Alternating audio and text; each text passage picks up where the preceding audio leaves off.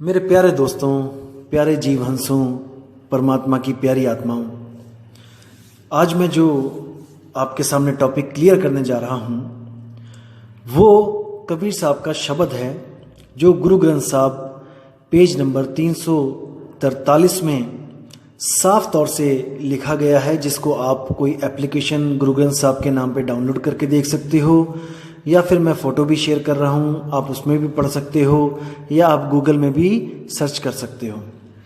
तो दोस्तों, जो वाणी मैं बताने जा रहा हूँ उस वाणी का कहने का असली मकसद है 52 अक्षरों से इस जीव आत्मा को अलग करना है। 52 अक्षरों को पैदा करने वाली ये आत्मा, ये जीवात्मा उसमें ही उलझ गई है और उसके द्वारा ही मुक्ति की आस लगा के बैठी है। इसलिए कबीर साहब को ये शब्द बोलना पड़ा। आपने इसको ध्यान से विवेक लगा के समझना है दोस्तों।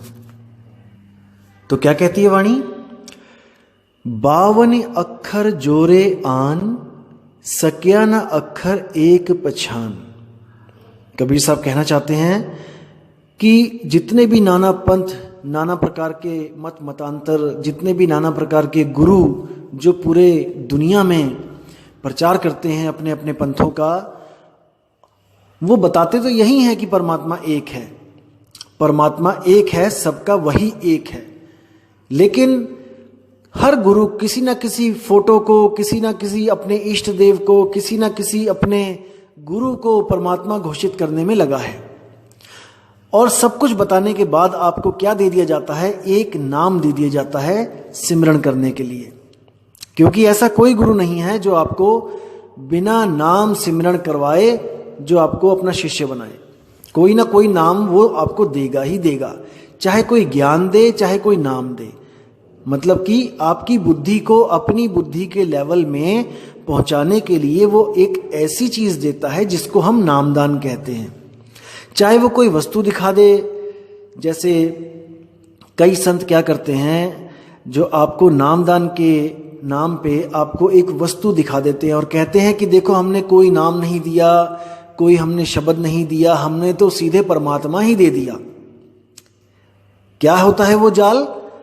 वो है ब्रह्म का जाल, निराकार का जाल।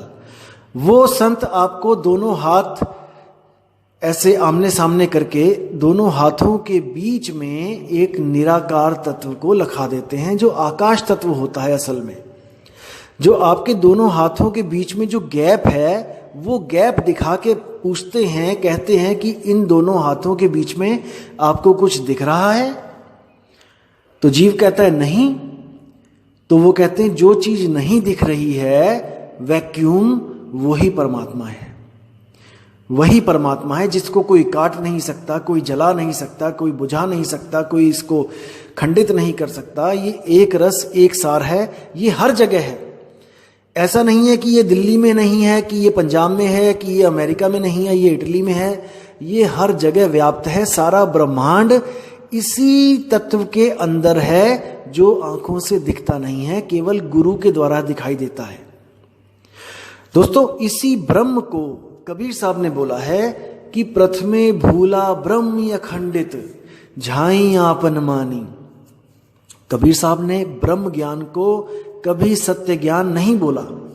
और आजकल के जो स्वयंभू मनमुखी जो आत्मज्ञानी बने हुए हैं कई, जो आपको ज्ञान भी समझाने लगे हैं, वो क्या बोलते हैं कि आत्मा कण कण में है, आत्मा पहाड़ में भी है, आत्मा पत्थरों में भी है। अब आप इनके बुद्धि के लेवल को परख सकते हो कि ये कितनी बुद्धि है इनके पास, कितने ज्ञानी हैं ये, जो पत्थर में भी आत्मा का वास बताते हैं। और कबीर साहब ने क्या बोला? पाथर पूजे हरि मिले, तुम्हें पूजू पहाड़। उस पत्थर में वो जड़ है, उसमें आत्मा का वास नहीं है। आप जड़ नहीं हो, आप में आत्मा का वास है। आप चेतन हो। आप इतने चेतन हो कि आपका जो जड़ शरीर है वो भी चेतन लग रहा है, दिख रहा है, चल रहा है, खा रहा है, पी रहा है। तो उस चेतन सत्ता की वजह से आपका जड़ शरीर जो चल रहा है, खा रहा है, पी रहा है, वो अस्तित्व में है, क्योंकि आप में आत्मा है।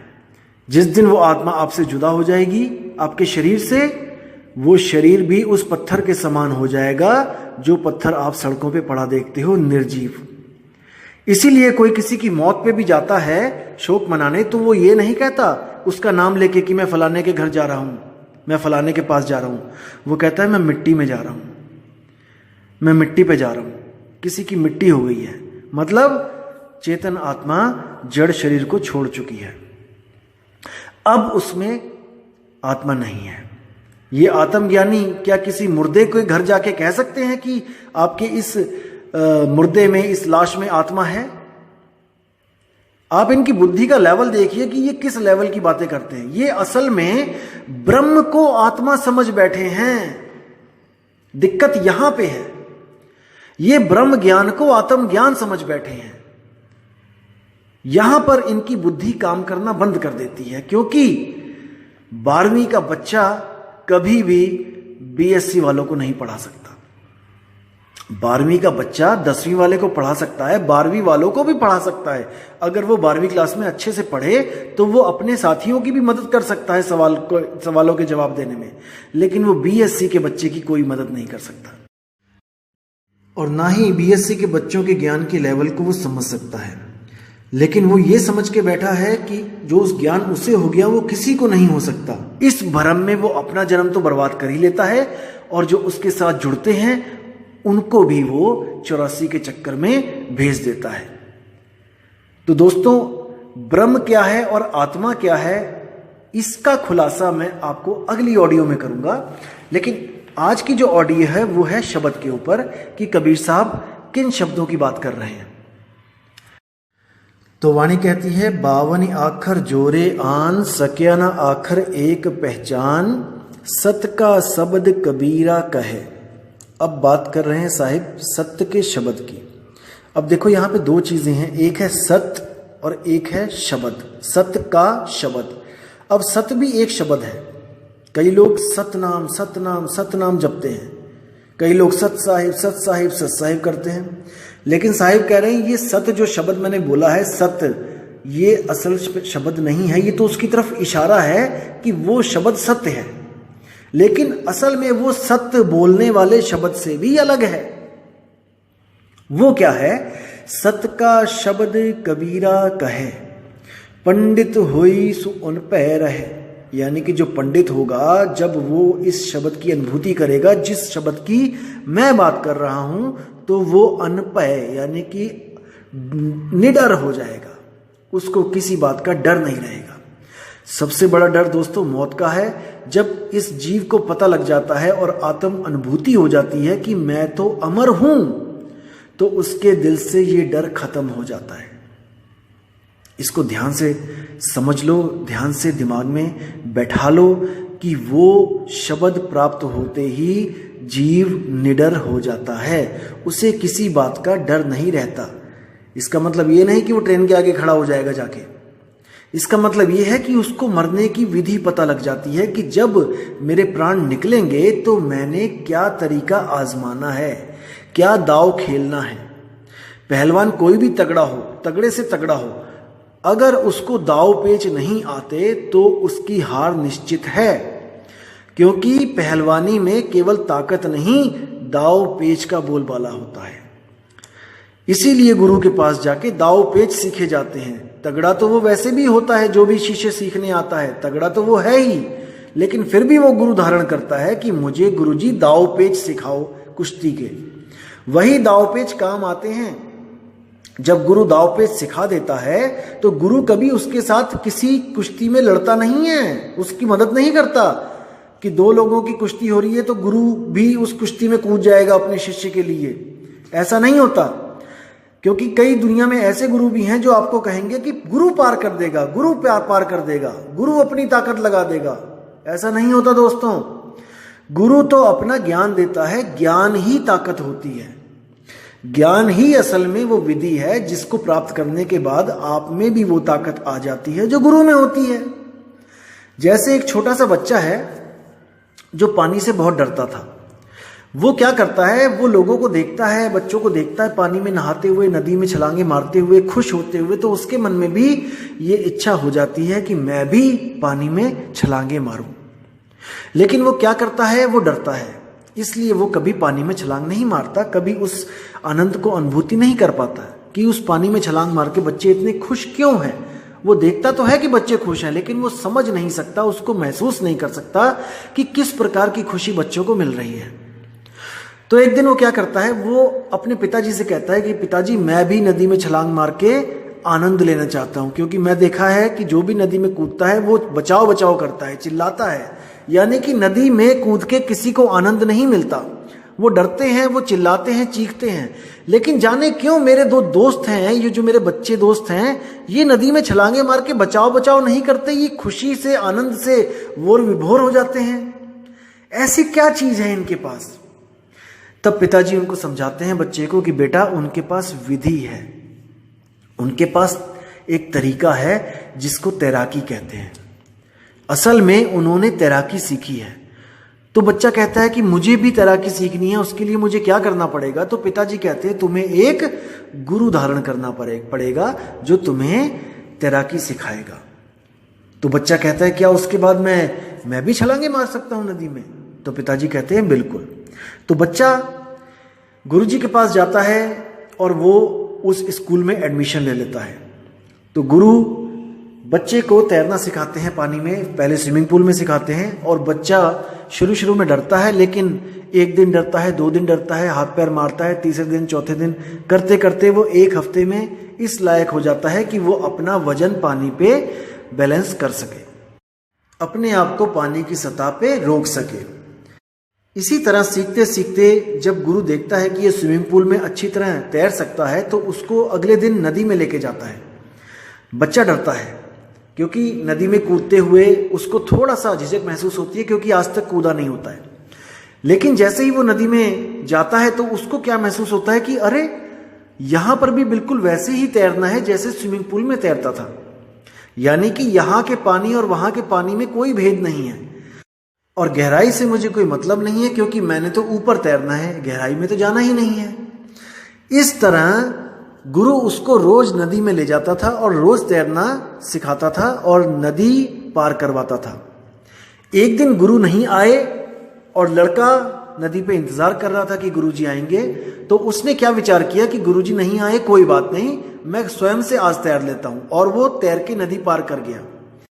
दोस्तों, ध्यान देने वाली बात यह है यहां पर कि वो गुरु के साथ तो तैरता ही था, अब वो गुरु के बिना भी तैर सकता था। इस बात को समझना है दोस्तों कि मैं क्या कहना चाह रहा हूं, मेरे भाव क्या हैं। मेरे कहने का यह मतलब है कि गुरु कोई देह नहीं है, कि आपका गुरु आपके साथ नहीं है तो आप पार नहीं कर पाओगे। गुरु शब्द है, गुरु ज्ञान है। जो ज्ञान उस गुरु ने अपने शिष्य को दिया था, वो गुरु उस कला के रूप में उसके अंग संग है। अगर वो लड़का उस कला को उस वक्त यूज ना करे जब वो पानी में है, तो वो 100% डूब जाएगा। आप विचार करके देखिए दोस्तों, मैं क्या कह रहा हूं।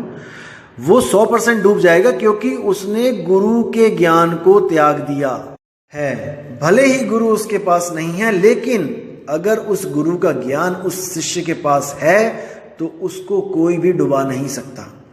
चाहे वो समुद्र में ही छलांग क्यों ना मार दे, चाहे 5 किलोमीटर गहराई क्यों ना हो, लेकिन समुद्र भी उसको डुबा नहीं सकता, क्योंकि गुरु उस शिष्य के अंग संग है, ज्ञान के रूप में, शब्द के रूप में। इसीलिए साहिब कह रहे हैं, पंडित होए सो अनपय रहे। अगर कोई पंडित होगा, पंडित मतलब कोई ब्राह्मण नहीं, पंडित का मतलब जो ज्ञानवंत होगा, जो ज्ञानी होगा, जो ज्ञान को समझेगा, जो महसूस करेगा उस आत्म तत्व को, वो हमेशा के लिए अनभय यानी निर्भय हो जाएगा। अब आगे कहते हैं, पंडित लोग है कऊ व्यवहार। अब देखो दोबारा पंडित आ गया। अब यहां पे 2 बार पंडित यूज हुआ है इस शब्द में। ये जो दूसरा वाला पंडित जो अक्षर आया है, ये आया है उन पंडितों के लिए, उन गुरुओं के लिए, उन ज्ञानियों के लिए जो अक्षरों को जोड़कर नामदान की बख्शिश करते हैं। उनका व्यवहार, उनकी जो करनी है, उनका जो व्यवहार है, उसके बारे में कबीर साहब कह रहे हैं, पंडित लोग कहो व्यवहार, यानी कि पंडितों का ये व्यवहार शुरू से ही है कि कोई ना कोई मंत्र देते ही आए हैं। किसी को ओम नमः शिवाय दे दिया, किसी को ओम नमः भगवते वासुदेवाय दे दिया, किसी को ओम क्लीयम हरियम श्रीयम दे दिया। ये करते ही आए हैं आज तक, इनका व्यवहार है, इनके खून में रचा हुआ है ये मंत्र तंत्र। क्योंकि आज भी देखिए आप, टीवी भरा पड़ा है, हर पंडित आता है टीवी पे और कहता है कि अगर आप ये चाहते हो तो ये मंत्र है, वो चाहते हो ये मंत्र है, इस कामना पूरी करनी है ये मंत्र है। बिना मंत्रों के वो ये कभी नहीं कहते कि भाई तू मेहनत कर ले, कुछ काम कर ले। वो कहते हैं संकट आ गया है, ये संकट मोचन का नाम जपना शुरू कर दो। अरे भाई संकट से तो लड़के ही बात बनेगी ना। अगर आपको पैसे चाहिए, आप काम करो, मेहनत करो, आपको बिना किसी मंत्र के, बिना किसी तंत्र के आपके घर में पैसे आएंगे। लेकिन आपके जो कर्म है उससे आपके जो फल मिलेंगे, उसके हिसाब से आपको पैसा मिलना है कि नहीं मिलना है, ये आपके कर्मों के ऊपर डिपेंड करता है। फिर तो आप चाहे मेहनत भी करो तब भी नुकसान होगा, चाहे मंत्र जपो तब भी नुकसान होगा। तो अब अगली लाइन में क्या बोल रहे हैं कबीर साहब कि पंडित लोग कहो व्यवहार, ज्ञानवंत कहो तत्व विचार। अब इन दोनों लाइनों में हमने डिफरेंस देखना है कि एक ज्ञानवंत और एक पंडित में क्या फर्क होता है। जो पंडित बोला है कबीर साहब ने, वो बोला है 52 अक्षर की पूजा करने वालों को। जैसे कोई भी नाम जपता है, कोई भी गुरु, कोई भी पंडित, एक तो वो हो गया पंडित जो उनके व्यवहार में ही वो नाम जपने की आदत है, और दूसरा है ज्ञानवंत।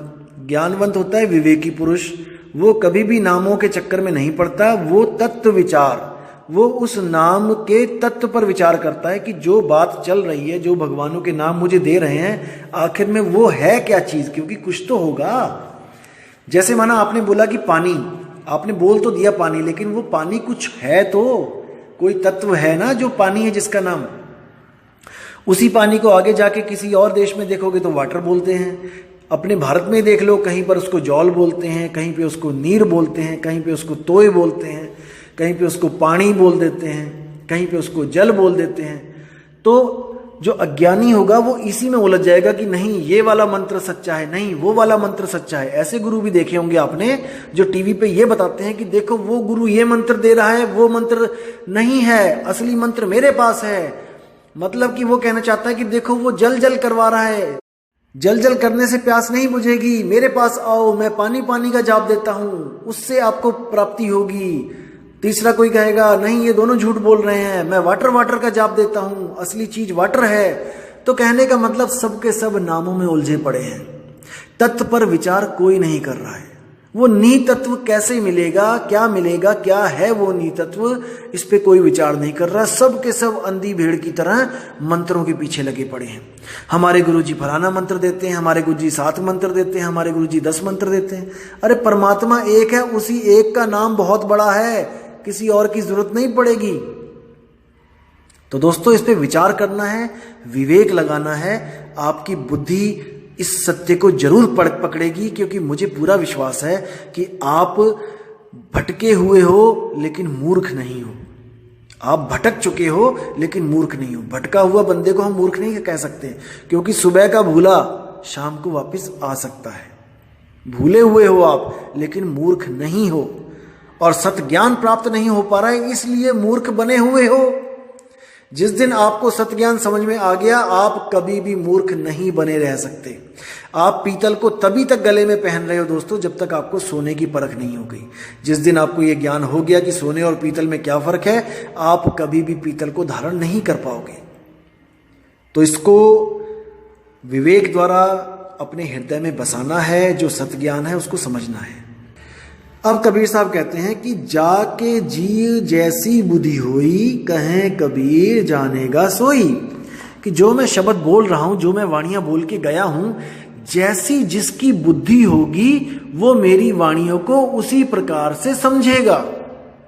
देखो कितना स्पष्ट बोल दिया है कि ऐसा नहीं है कि मेरी वाणी पढ़ के एक ज्ञानी भी और एक अज्ञानी भी दोनों एक ही निष्कर्ष पे निकलेंगे। नहीं, वाणी एक होगी लेकिन उसके मतलब बुद्धि के अनुसार बदल दिए जाएंगे। सबसे बड़ा जाल यही है दोस्तों। शब्द कबीर साहब के सब ले रहे हैं, वाणियां कबीर साहब की सब ले रहे हैं, लेकिन अर्थ अपनी अपनी बुद्धि के अनुसार लगा रहे हैं। दिक्कत यहां पे है। जैसे कोई संत कहता है कि सोई गुरु पूरा कहा है, 2 अक्षर का भेद बताए। 2 अक्षर का मतलब क्या है? ओम सोहम। अब वाणी में नहीं लिखा है कि ओम और सोहम है, वाणी में केवल 2 अक्षर लिखे हैं, लेकिन वो अपनी बुद्धि के अनुसार क्या कह रहा है कि ओम सोहम। अब अगर ओम और सोहम ही वो दो अक्षर हैं जिसको एक पूरा गुरु बताता है, फिर तीसरा नाम क्यों देते हो आगे? क्योंकि वाणी तो ये भी प्रमाणित कर रही है कि सोई गुरु पूरा कहा है। जो दो अक्षर ओम सोहम दे रहा है वही गुरु पूरा है। फिर तुम पूरे कैसे हो गए? क्योंकि ओम सोहम तो कई पंथों में ऑलरेडी मिल रहा है। आप नाथ पंथों में जाइए, वो भी ओम सोहम का जाप देते हैं श्वासों के द्वारा। तो आप कैसे कह सकते हो कि वो अधूरे हैं? क्योंकि वाणी कह रही है दो अक्षर का भेद बताए वो गुरु पूरा है। तो यानी कि दोस्तों अपनी अपनी बुद्धि के अनुसार वाणियों को पढ़ाया जा रहा है, लोगों को भ्रमित किया जा रहा है, लेकिन आप भ्रमित अब मत होना। कबीर साहब भी कह रहे हैं कि कहें कबीर अक्षर दो भाख, होगा खसम तो लेगा राख।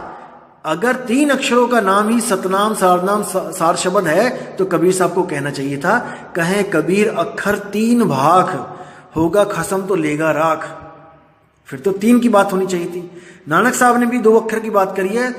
जे तू पढ़िया पंडित बिन दो आखर दो नामा, प्रणवत नानक एक लंगाए जे कर सच समावा।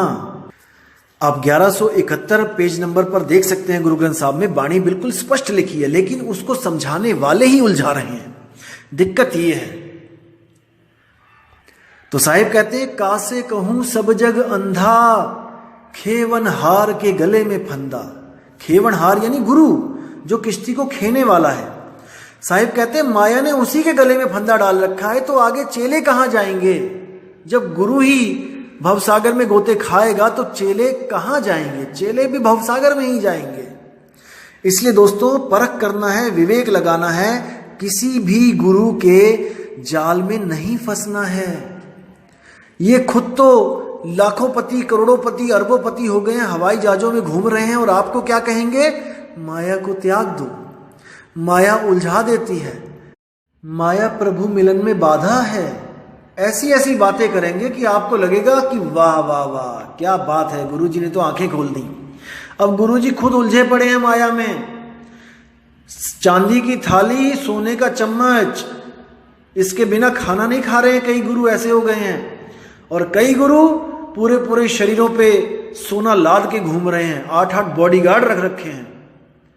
तो साहिब कहते हैं जब गुरु ही अज्ञान में डूबा है तो चेलों को ज्ञान कहां से होगा? इसलिए साहिब ने बोला कि गुरु की परख करो। परख कैसे करो? वाणी बोलते हैं साहिब, गिर ही होके कथे ज्ञान, अमली होके धरे ध्यान, साधु होके कूटे भग, और कहें कबीर ये तीनों ठग। सबसे पहली पहचान क्या करनी होती है गुरु की? सबसे पहले देखो कि कहीं वो भोग विलास में लिप्त तो नहीं है, कहीं वो बीवी बच्चों के साथ तो नहीं रह रहा है, क्योंकि रोगी दूसरे रोगी का रोग नहीं काट सकता। इसलिए सबसे पहले शब्द को परखो कि गुरु के पास शब्द है कि नहीं है, उस पंथ के पास शब्द है कि नहीं है। उसके बाद जाके गुरु पे विचार करो कि कहीं गुरु भोगी तो नहीं है, कहीं गुरु ग्रस्त तो नहीं है। उसके बाद देखो कि गुरु कहीं नशा तो नहीं कर रहा है, कोई चिलम, कोई सुल्फा, गांजा ये तो यूज नहीं कर रहा है भजन करने के लिए, ध्यान में जाने के लिए। फिर देखो कि उसमें कहीं अहंकार तो नहीं है। वो देखो कि कहाँ बैठ के खाना खा रहा है। अगर वो आपसे अलग बैठ के कहीं खाना खा रहा है और आपसे अलग खाना खा रहा है, जो आप खा रहे हो वो नहीं खा रहा है, तो इसका मतलब अभी उसमें गुरु भाव नहीं है, वो अपने आप को श्रेष्ठ समझ रहा है। याद रखो दोस्तों, सतगुरु के लक्षण ये नहीं है। आप जहां बैठ के खाना खाओगे वो भी वहीं बैठ के खाना खाएगा, आपके साथ बैठ के खाना खाएगा, क्योंकि वो जानता है कि आप और वो एक ही हैं, आप में और उनमें कोई फर्क नहीं है आत्म तत्व की दृष्टि से। लेकिन वो अपना सब कुछ त्याग करके मानव हित, जीव हित के कल्याण में लगे हुए हैं, इसलिए वो हमेशा हमारे सम्माननीय हैं। हमेशा हमने उनको अपने सिर पर रखना है, गुरु जी को हमेशा उनकी आज्ञा में रहना है। कभी भी विश्वासघात के बारे में सोचना भी नहीं है, गुरुद्रोही होने का कभी सोचना भी नहीं है, क्योंकि जो कुछ प्राप्त होता है गुरु के द्वारा प्राप्त होता है। गुरुद्रोही तो जन्मों जन्मों तक नरक कुंड में वास करता है। तो दोस्तों, मैं इस ऑडियो को यहीं विश्राम देता हूं, और अगली ऑडियो में आपके लिए बनाऊंगा जिसमें मैं ब्रह्म और आत्मा, इन दोनों में क्या फर्क है, क्यों कुछ लोग ब्रह्म ज्ञानी अपने आप को आत्मज्ञानी समझने लग जाते हैं, ये भ्रम मैं जल्दी ही दूर करूंगा। तब तक आप लोग इस वीडियो को सुने और इस पे विचार करें और अपने अंदर परमात्मा की उस शक्ति को महसूस करें जो सत्य और असत्य का निर्णय करती है, जिसको हम विवेक कहते हैं। तो इसी के साथ दोस्तों मुझे इजाजत दें और आपका दिन बहुत ही शुभ मंगलमय हो। साहिब बंदगी सतनाम। जय गुरु वैराग साहिब, जय गुरु मदन साहिब, जय जय सतगुरु बंदी छोड़ कबीर साहिब। साहिब बंदगी।